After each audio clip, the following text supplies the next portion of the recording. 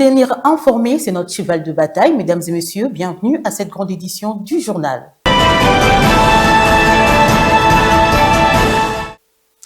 Ouvrons cette actualité. Bonne nouvelle pour le chrétien adventiste du 7e jour. Le pasteur président de l'Union du Congo-Ouest, grande instance de l'Église adventiste au niveau du Congo-Ouest, Grégoire Baya a brillamment défendu sa thèse doctorale en missiologie, qui est une discipline théologique qui étudie la mission de l'Église. Ainsi, il devient docteur théologien de l'Université Adventist University of Africa du Kenya. Sincères félicitations au pasteur président.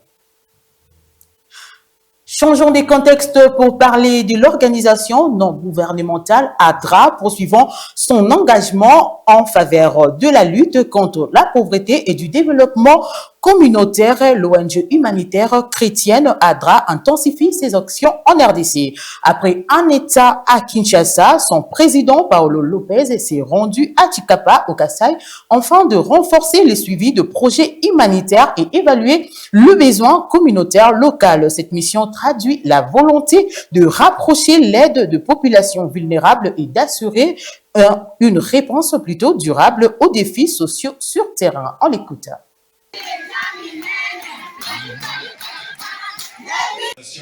Religieuse. The work that we do Le travail que nous faisons, was commanded by Jesus himself. ça a été commandé ou recommandé par Jésus-Christ lui-même. The work that we do Le travail que nous faisons, is following the example of Jesus. ça suit l'exemple du Christ. And when Jesus comes again, Quand Jésus-Christ reviendra, and by the way, he's coming soon, so be ready. Sachez qu'il revient bientôt, soyez prêts. And as expressed in the chapter 25 or 25 of Matthew, Comme c'est exprimé dans les chapitres 25 de Matthieu, that will be the day when he will ask for our accountability. et il y aura un jour où il nous demandera notre redevabilité, il nous demandera des comptes. And he's going to ask every human being Il demandera à chaque être humain des comptes. that ever lived on this planet. Et tout être vivant sur cette planète. So what did you do when you saw the hungry Qu'aviez-vous fait quand vous aviez vu la faim sur la terre? and the naked, Et qu'aviez-vous fait the one who didn't have water, quand tu as vu les gens qui n'avaient pas l'eau? the one that was displaced, was a refugee, was a migrant, Ceux-là qui étaient des réfugiés, des migrants, the one that was sick or was in prison? ceux-là qui étaient malades ou dans les prisons. You see, accountability day. Et vous trouverez la redevabilité là-bas. So I hope and pray that when that day comes, Je prie que quand ce jour-là arrivera, we will proudly stand before the King of Kings. nous serons devant l'Éternel Dieu, And le roi des rois. he will tell to each one of us, Il va dire à chacun de nous,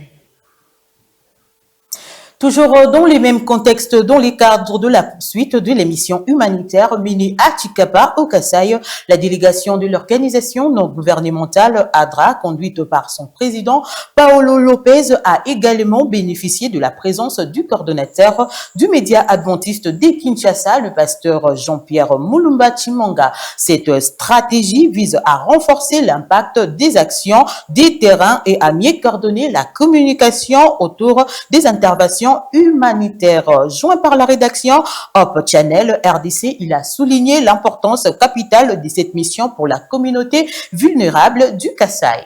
Le président de ADRA International, qui est l'agence de développement de l'Église adventiste du 7e jour, a visité un des projets les plus importants de la RDC.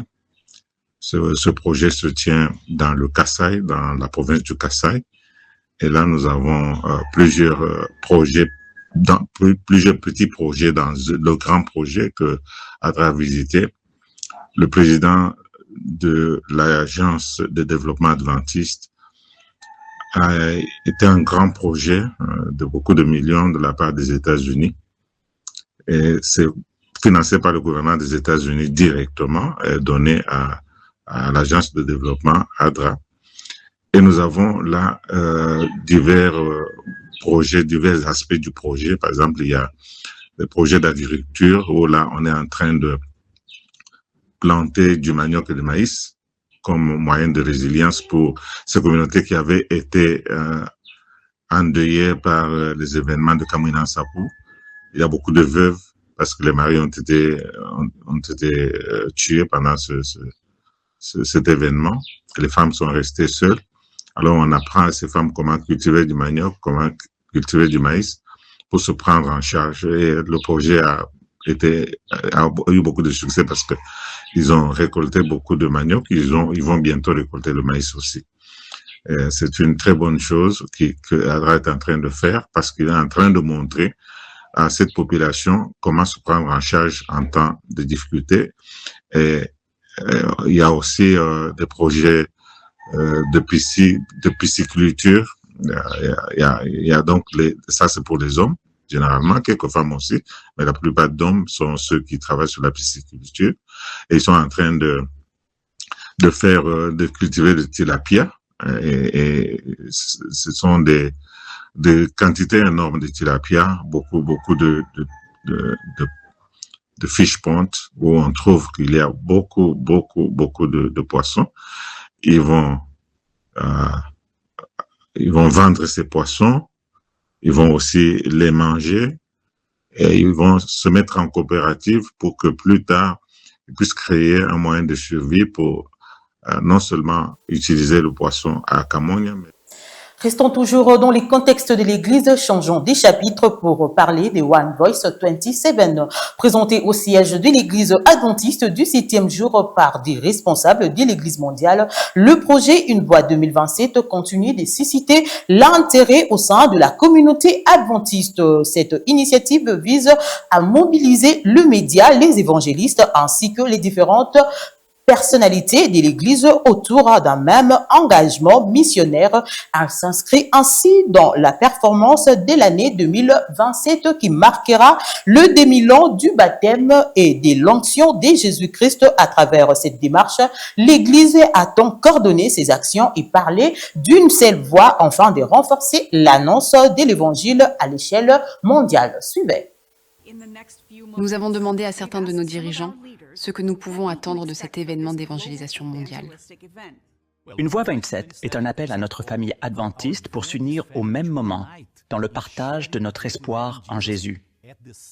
Chaque croyant, congrégation, ministère participera, pas toujours avec les mêmes mots, mais toujours avec le même message. Et notre rêve est de partager Jésus comme notre Sauveur et notre espoir. Vous avez raison, pasteur Köhler.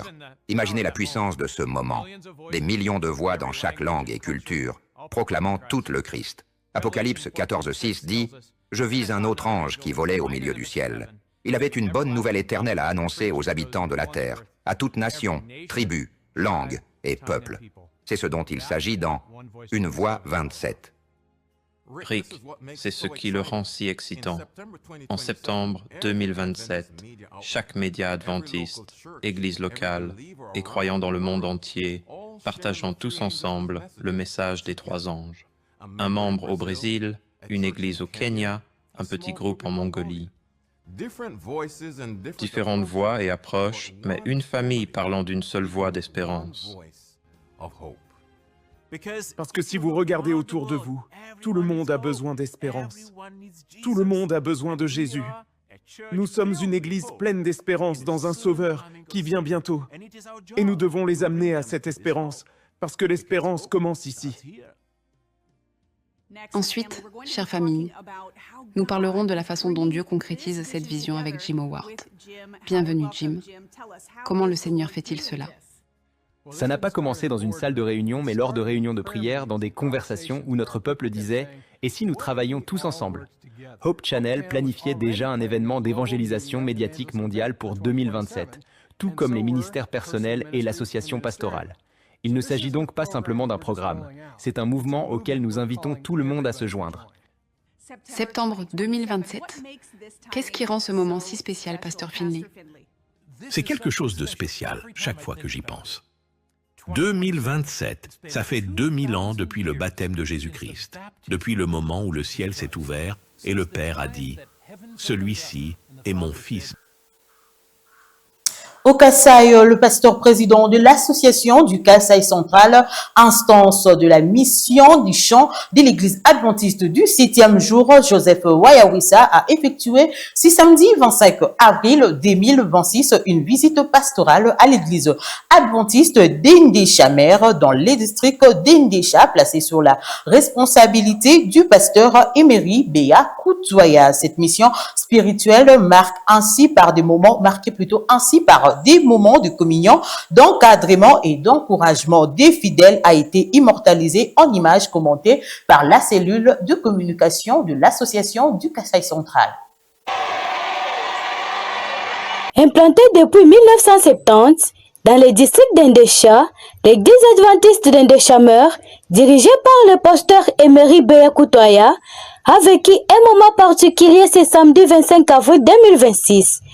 Cette communauté chrétienne a accueilli les représentants provinciaux de l'église adventiste du 7e jour au Kasaï central, le pasteur président Joseph Wayawissa, accompagné de son épouse, la bergère Annie Wayawissa.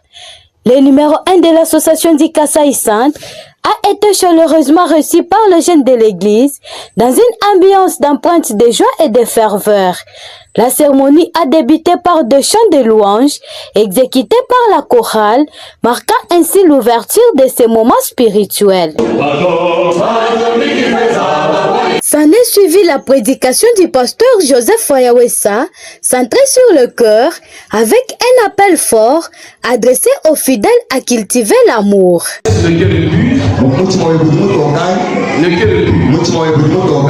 La Bible dit,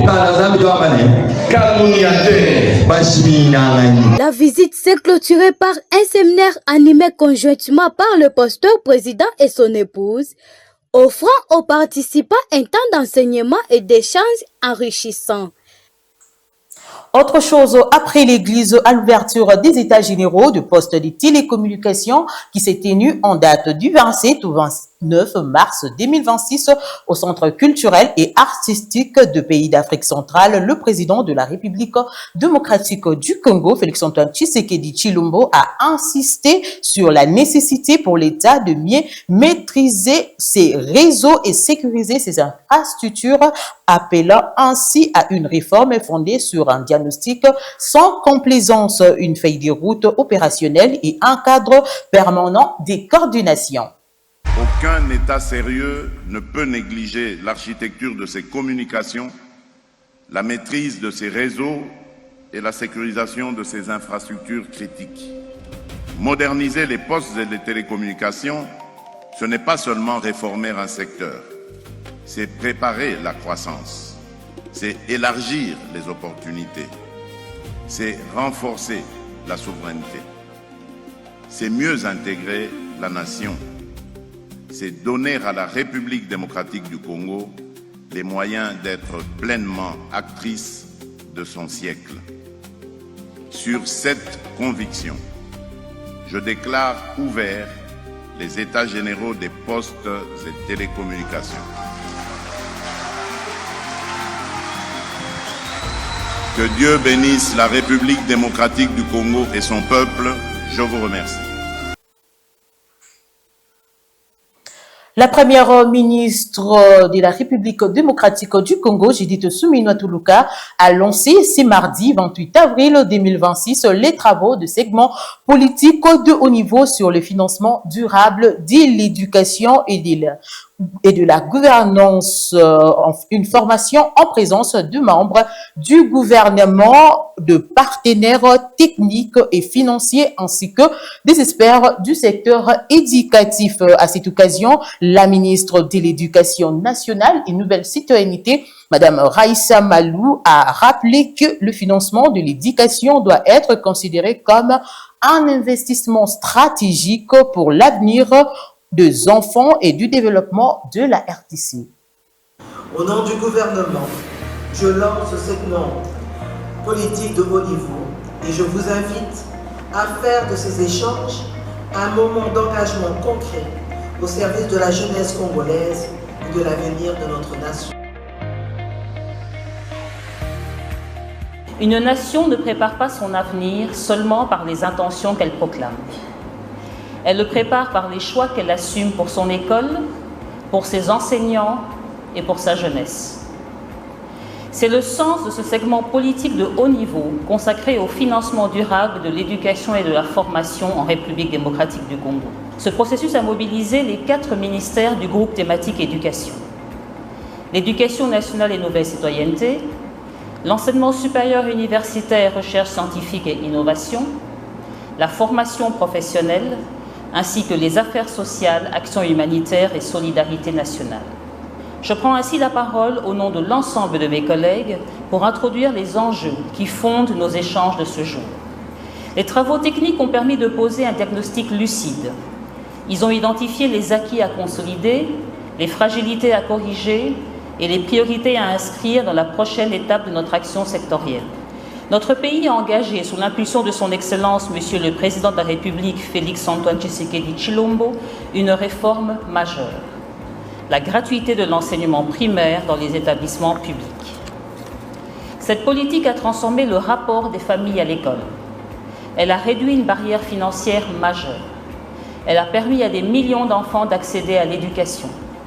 Elle a replacé l'école publique au cœur du contrat social congolais. Financer l'éducation ne peut plus être seulement compris comme une dépense à couvrir. C'est un investissement à piloter. Piloter cet investissement, c'est accepter de faire des choix. C'est orienter les ressources vers ce qui transforme réellement la vie des élèves, le travail des enseignants et le fonctionnement des établissements. C'est dans cet esprit que les panels de ce segment politique ont été conçus. Ils porteront sur 4 enjeux liés. Consolider la gratuité et préparer son extension progressive, rendre les financements plus efficaces, mieux alignés et plus redevables, renforcer la formation professionnelle, l'éducation non formelle et l'alphabétisation, et mieux financer la recherche, l'innovation et les compétences scientifiques. Lors d'un briefing devant la presse, dans un contexte de forte expansion des réseaux sociaux et de leur influence grandissante sur l'opinion publique, le ministre de la Communication et Médias, Patrick Muyaya Katembwe, s'est exprimé sur les enjeux de l'exercice démocratique en RDC. Il a notamment mis en garde contre certains dérivés constatés dans l'usage de plateformes numériques. Évidemment en fonction de l'évolution de nos discussions. Alors, je fais un parallélisme avec ce qu'a posé comme question Madame Rehema, parce qu'évidemment, ce que nous avons vu sur les réseaux sociaux, bien au-delà de la critique, parce que n'oubliez pas que nous sommes la République démocratique du Congo et que depuis les débuts de ces conflits avec le Rwanda, nous avons fait le choix de préserver ce que nous avons comme acquis démocratique. Je peux rappeler même un peu plus tôt, y compris pendant une période de tension, pendant la période électorale en décembre 2023, l'Internet n'a pas été censuré comme on le voyait par avant. C'est-à-dire que nous avons fait le choix de la démocratie par conviction. Mais nous observons par ailleurs que l'usage de ces démocraties, notamment sur les réseaux sociaux, pose problème. Parce que on a droit à la critique, mais on n'a pas droit à l'insulte, on n'a pas droit aux menaces, on n'a pas droit au harcèlement. Il y a des principes, des droits qui doivent être connus de tous. Autant nous tenons à la Constitution dans ce qu'elle prévoit en termes de promotion des respects des libertés, autant cette Constitution prévoit aussi que les droits des uns et des autres qui sont lésés puissent obtenir justice. Je dois vous rappeler peut-être qu'on refera une communication spécifiquement à ces sujets avec le ministre de la Justice autour de la circulaire qu'il avait publiée, pour que les uns les autres sachent que dorénavant, il ne faut pas considérer les réseaux sociaux comme un espace de libertinage où vous pouvez aller dans les attaques, dans les insultes, dans la diffusion des messages de haine, des messages contre toutes les personnalités, publiques ou pas publiques. C'est que Parlons de la situation sécuritaire en République démocratique du Congo face à la montée de l'insécurité à Kinshasa et dans plusieurs villes du pays. La solution durable passe moins par les annonces que par des actions concrètes. Renforcement de moyens de force de l'ordre, meilleures conditions de travail et application rigoureuse de la loi de programmation apparaissent comme les leviers essentiels pour restaurer la sécurité. patrouilles diurnes et nocturnes, pour ne citer que cela, afin de traquer les criminels urbains qui causent la désolation au sein de nos populations. En effet, les effectifs de la police nationale congolaise commis à la sécurité de nos provinces et nos villes, qui aujourd'hui atteint un peu plus de 17 millions d'habitants, au regard des unités opérationnelles, sont en dessous du ratio police-population en rapport avec la norme fixée par la réforme de la police nationale congolaise, qui veut qu'un policier soit mis à la disposition d'au minimum 360 habitants.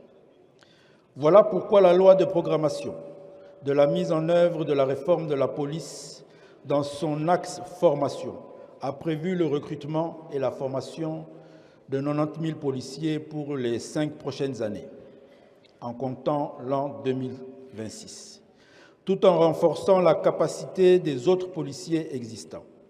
Cela, on l'espère, devrait réduire sensiblement le déficit en effectifs estimé à plus de 48% du nombre actuel. La répartition des effectifs au sein des commissariats et sous-commissariats est tributaire des effectifs globaux des unités. Quant aux critères retenus dans l'implantation des 10 sous-commissariats, nous avons, parmi tant d'autres, la densité de la population, l'accessibilité de la contrée à sécuriser et le problème épineux des effectifs.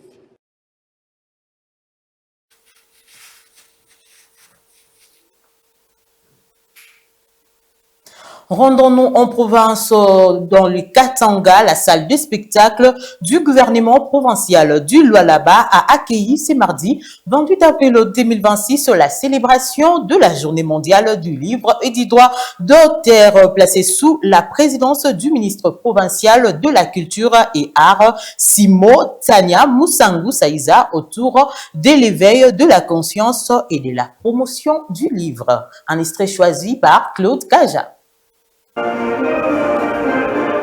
La journée mondiale du livre et du droit d'auteur a été célébrée ce mardi 28 avril 2026 dans la salle de spectacle du gouvernement provincial du Lualaba sous les auspices de la gouverneure Fifi Masuka Saini, représentée par son ministre provincial de la culture et des arts. Avant de souhaiter la bienvenue aux participants et plein succès à ces assises, Simon Fana Musangu Saïza a salué les efforts inlassables du chef de l'État et de la gouverneure pour faire de l'éducation et de l'instruction de la jeunesse un pilier du développement de la RDC. Permettez-moi aujourd'hui de rendre un hommage très respectueusement au président de la République et chef de l'État, son Excellence Félix Antoine Tshisekedi Tshilombo, pour son implication dans la recherche scientifique.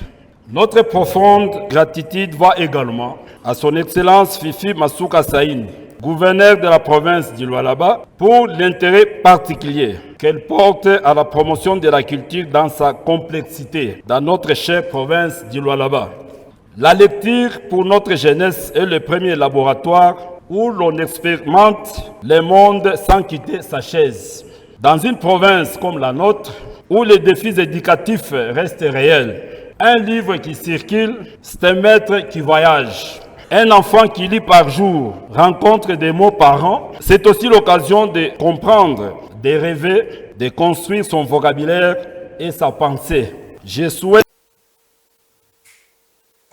Retour à Kinshasa pour parler du secteur de l'emploi. Le directeur général de l'autorité de régulation de sous-traitance dans les secteurs privés, Miguel Cachal, dresse un bilan encourageant la sous-traitance en République démocratique du Congo. Il souligne une hausse significative du chiffre d'affaires au secteur qu'il attribue plutôt aux réformes engagé pour mieux structurer et dynamiser ces secteurs stratégiques en levier de l'économie nationale. Nous sommes dans la politique des redevabilités. Récemment, je pense que vous avez suivi, nous avons publié les statistiques de 2023, 2024 et 2025. Ces statistiques sont disponibles sur notre site de l'ARSP et tout le monde peut aujourd'hui pouvoir accéder. Enfin, pourquoi nous avons publié ces statistiques? C'est pour démontrer d'où nous sommes venus et où nous sommes en train d'y aller. Vous allez vous rappeler que ce n'est pas la première fois que je suis passé devant ces plateaux. Et lorsque je suis passé pour faire l'état des lieux la première fois sur la vulgarisation et les contrôles de 2023, nous avons parlé que nous avons trouvé les statistiques sur toute l'étendue du territoire national. Il n'y avait que 300 millions de dollars comme chiffre d'affaires de la sous-traitance. Certes, la loi sur la sous-traitance a été votée plutôt en 2017, mais l'évaluation faite en 2022, donc nous étions à 300 millions de dollars sur toute l'étendue du territoire national. Et aujourd'hui, les statistiques que nous avons publiées, en 2023, nous sommes allés à plus de 2 milliards de dollars des chiffres d'affaires réalisés. Donc, de plus de 300 millions en 2022 et à plus de 2 milliards de dollars en 2023. Une proposition de loi à l'Assemblée nationale pour honorer 3 figures majeures de l'histoire congolaise. Les députés de l'Union sacrée, Ondembata, a déposé en l'Assemblée nationale une proposition de loi visant à élever Étienne Tshisekedi Wamulumba, Simon Kimbangu et Kimpavita au rang des héros nationaux. Par cette initiative, l'élu souhaite consacrer la mémoire de ces personnages emblématiques, symboles de lutte, de foi et d'engagement pour la dignité, la liberté, l'identité du peuple congolais. On l'écoute. Le président de la République, Félix Antoine Tshisekedi Tshilombo, avait promulgué une loi, c'est la loi 25/057 du 23 décembre 2025 portant création de l'ordre national des héros nationaux. Cette loi remplace la législation antérieure qui était personnalisée, qui était collée à des individus, des personnalités bien déterminées. Cette loi donc ouvrait la porte de notre panthéon à toutes les personnalités qui auront rendu des services héroïques à la nation. Donc la loi a été promulguée, et c'était d'ailleurs ma proposition de loi, et je remercie Son Excellence Monsieur le Président de la République pour l'avoir finalement promulguée. Cette loi tend à récompenser des personnalités imminentes qui auront, pendant leur vie, qui auront sacrifié leur vie pour la cause nationale. Et aujourd'hui, nous avons estimé que parmi ces personnalités, il y avait 3 qui venaient en premier ordre. C'est la prophétesse Kimpavita, c'est le prophète Simon Kimbangu et c'est le docteur Étienne Tshisekedi Wamulumba. Pourquoi la prophétesse? Rendons-nous à l'est de la République démocratique du Congo, au Sud Kivu, épuisés par l'exil mais soulagés de retrouver leur terre natale. 470 réfugiés congolais ont regagné la République démocratique du Congo à provenance du Burundi via le poste frontalier de Kavimvira, accueilli par le gouverneur Jean-Jacques Fourouzi avec l'appui du HCR. Ces premiers convois ouvrent la voie à un rapatriement progressif ciblé sur les zones jugées sécurisées du pays. Un extrait choisi par Jordi Chamalinga. Nous tenions à remercier très sincèrement tous ceux qui de loin ou de près se sont impliqués dans ce retour au bercail de ces milliers de nos frères et sœurs. C'est un moment extraordinaire. En premier lieu, nous remercions le président de la République démocratique du Congo, Félix Antoine Tshisekedi Tshilombo, qui s'est battu pour que ce moment arrive, pour que la paix arrive. Il a signé des accords de paix, il s'est démêlé, il a renforcé la paix, la sécurité, la stabilité, et voilà qu'on en est là. Nous avons plus de 66 000 personnes qui sont arrivées, et aujourd'hui, c'est un convoi de 466 personnes qui ont décidé de repartir vers leur zone d'origine parce qu'il y a eu une amélioration de la situation.